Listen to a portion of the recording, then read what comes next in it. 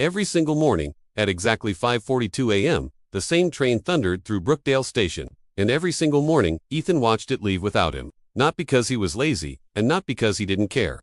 It was because life had quietly, subtly trained him to believe that almost asterisk was enough. Ethan lived in a small, rented room just above a bakery in North London. The warm smell of fresh bread used to be a comfort. Now, it just reminded him that others were already up, already building something. While he was standing still, he had dreams once. Big ones. He wanted to be a mechanical engineer. He was fascinated by machines, how tiny, insignificant parts could work together to create incredible power. But dreams are fragile things. They crack easily under the weight of responsibility. His father had passed away years ago. His mother worked long, grueling hours as a cleaner just to make ends meet. So Ethan dropped out of college to help pay the bills. 1 year of just for now turned into 5. And 5 years turned into a suffocating routine. Wake up late, work the same mind-numbing warehouse shift, come home exhausted, and tell himself the same lie every night. Tomorrow, that train became his symbol. It represented opportunity. It represented change. It represented a different life. And every day, he missed it. One rainy Tuesday, something shifted. Ethan arrived at the station a little earlier than usual. Not early enough to catch the train, but just early enough to see it properly. He watched the doors hiss shut. The engine roared to life. Through the windows, he saw people staring at their phones, completely unaware that they were living the very life Ethan dreamed of. Beside him, on the platform, stood an old man leaning on a cane. The man watched the train disappear down the tracks, and then, to Ethan's surprise, he smiled. "Good train," the old man said, his voice raspy. Ethan let out a bitter laugh. "Good for those who make it," he replied. The man turned, his eyes surprisingly sharp. "You know," he said calmly, "that train never waits. Not because it's cruel, but because it respects time." Ethan frowned, confused. "What do you mean?" The man tapped his cane on the wet platform. "Time doesn't chase anyone. You either move with it, or you watch it leave." Those words echoed in Ethan's mind long after the old man had gone. They stuck to him.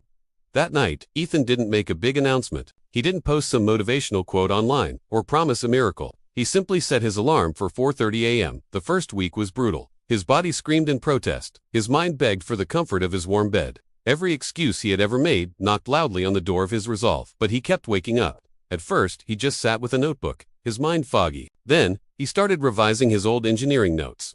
Soon, he was watching online tutorials. And then he began building small projects using scrap parts he scrounged from the warehouse. No one noticed, no one clapped for him, no one cared, and the train still left without him every morning. But deep inside, something in Ethan was changing. He was building something invisible. Months passed. Ethan grew quieter, but also stronger, more focused. While his friends scrolled endlessly through their phones, he studied. While his coworkers complained, he practiced. While everyone else waited for a burst of motivation, he learned to rely on discipline. He failed online tests. He broke circuits. He doubted himself more times than he could possibly count. But he didn't stop. The train still didn't wait for him, but Ethan was getting closer.